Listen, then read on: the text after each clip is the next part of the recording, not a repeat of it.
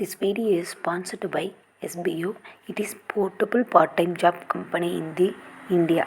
Skip பண்ணாதீங்க. பெரிய தப்பு. தினம் 300 ரூபாய் சம்பாதிக்க அரிய வாய்ப்பு. இன்ஸ்டாகிராம், ஃபேஸ்புக் பயன்படுத்த தெரிந்தால் போதும் content post and content publishing மூலமா தினம் 300 ரூபாய் சம்பாதிக்கலாம். இந்த வேலை செய்ய 5 நிமிடம் போதும். Work training support, group communication support, all language customer live chat support, முக்கியமா சொந்தமா ஒரு பிசினஸ் ஸ்டார்ட் பண்ற அளவுக்கு உங்களால கற்றுக்கொள்ளவும் முடியும், சம்பாதிக்கவும் முடியும். இந்த வேலை வாய்ப்பு வழங்குவது 5 வருடத்திற்கு மேல ரன் ஆகிட்டு இருக்க நம்ம தமிழ்நாட்டு company school of business organisation private limited. மேலும் விவரங்களுக்கு டிஸ்கிரிப்ஷன்ல கொடுத்திருக்க நம்பருக்கு வாட்ஸ்அப் பண்ணுங்க.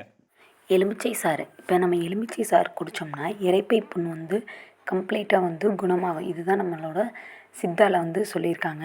இப்போ இது என்னென்னு கேட்டிங்கன்னா, நீங்கள் ஏதாவது சைவம் எடுத்துக்கிட்டாலும் சரி, அசைவம் எடுத்துக்கிட்டாலும் சரி, டைரெக்டாக நம்ம அதை சாப்பிட்ட உடனே நம்ம இப்போ எலுமிச்சை எடுத்துக்கிட்டோம்னா அதோட சத்தை வந்து நம்மளுக்கு வந்து மாற்றி தருதுன்னு சொல்கிறாங்க.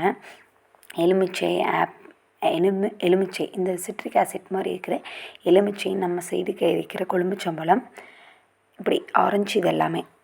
ஏலக்காய் வந்து நம்மளுக்கு எதுக்கு யூஸ் ஆகுதுன்னு பார்த்திங்கன்னா, வாய் ஸ்மெல்லு வந்தால் வாய் துருநாட்டுறதுக்காக வந்து ஏலக்காய் நம்ம வந்து மென்று சாப்பிட்ணும். அது சாராவும் அந்த மாதிரி எடுத்துக்க முடியாது, அதை மென்று சாப்பிட்ணும். அண்ட் இன்னொன்று என்னென்னா, குழந்தைகளுக்கு வந்து இருமல் வந்துச்சுன்னா நம்ம அதை வந்து தண்ணியில் போட்டு கொதிக்க வச்சு தூங்குறதுக்கு முன்னாடி கொடுத்தோம்னா அந்த இது வந்து தொண்டையில் வந்து கிச்சு வந்து போயிடுன்னு சொல்லுவாங்க, குழந்தையில தான்.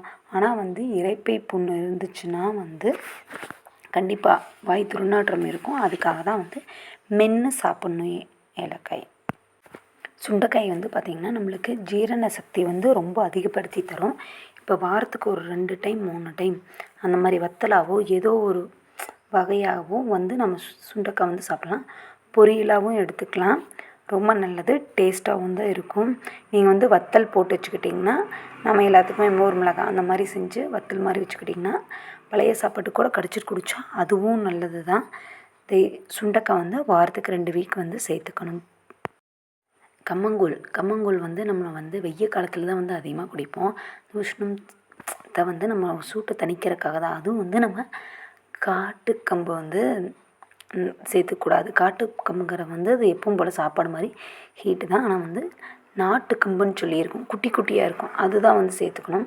அதுக்கு வெங்காயம் கடிச்சு குடிச்சுக்கிட்டிங்கன்னா இன்னுமே வந்து நமக்கு என்ன சொல்கிறது, வெங்காயத்துக்கு வந்து சின்ன வெங்காயத்துக்கு வந்து நோய் எதிர்ப்பு சக்தி அதிகமாக இருக்கிறதுனால இந்த ரெண்டும் செய்கிறப்ப நம்மளுக்கு உடம்புக்கு வந்து ரொம்ப நல்லது, ஹெல்த்தியானது.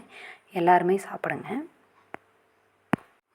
அன்னாச்சி பழம் வந்து எல்லாத்துக்குமே ரொம்ப பிடிச்ச ஒரு ஃப்ரூட்ஸு. இது வந்து நம்ம எதுக்காக எடுத்துக்கணும் அப்படின்னா, சிறுநீர் கடுப்பு, அதாவது யூரின் இன்ஃபெக்ஷன் அந்த மாதிரி இருந்துச்சுன்னா கண்டிப்பாக வந்து சூடு பிடிச்சிக்கிச்சுன்னு சொல்லுவாங்க. அந்த மாதிரி இருந்தால் கண்டிப்பாக வந்து நம்ம அன்னாச்சி சாப்பிட்டோம்னா ரொம்பவே நல்லது, ரொம்ப டேஸ்டியாகவும் இருக்கும். ஆனால் நம்ம இந்த சிறுநீர் கடுப்பு இருக்கிறப்ப வந்து உப்பும் மிளகாய் தூளும் போட்டு வந்து சாப்பிடக்கூடாது, சும்மாவே சாப்பிட்ணும். ஆனால் சாப்பிட்டா உடம்புக்கு ரொம்ப நல்லது. இதில் நேச்சுரலான நிறைய சத்துக்கள் இருக்குது, சாப்பிட்லாம். கருணைக்கிழங்கு, இது வந்து எங்கள் ஊரில் வந்து சேனக்கிழங்குன்னு சொல்லுவோம். இது வந்து சாப்பிட்றதுக்கு வந்து ரொம்ப நல்லது. இதில் வந்து அதிகமாக கெமிக்கல் சேர்த்த மாட்டாங்க. இது விளைய வைக்கிறதுக்கு வந்து அதிகமாக கெமிக்கல் சேர்த்த மாட்டாங்க, நேச்சுரல்னு சொல்லுவாங்க. ஒரு சின்ன கிழங்கு நம்மளுக்கு அந்த முளைப்போட கிடச்சி பிங்க் கலரில் இருக்கும், அதை போட்டாவே வந்து நம்ம சின்ன இடம், ஒரு சின்ன தொட்டி இருந்தால் கூட நம்ம அதில் வந்து வளர்த்துக்கலாம். இது வந்து எதுக்காக யூஸ் ஆகுதுன்னு பார்த்திங்கன்னா, நம்ம சூடு வந்து தணிக்கிறதுக்காக நம்ம வந்து நிறையா சாப்பிடுவோம்.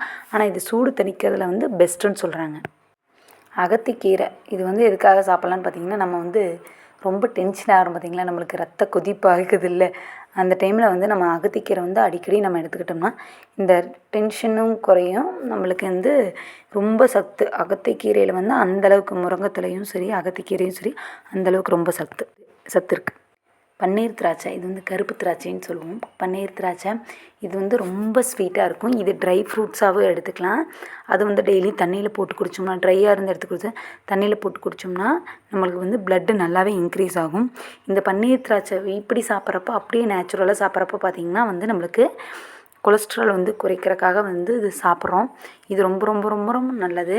இதில் நிறைய சத்துக்கள் இருக்குது, எல்லாருமே கண்டிப்பாக சாப்பிட்லாம், ரொம்பவே ஸ்ட்ரென்த்.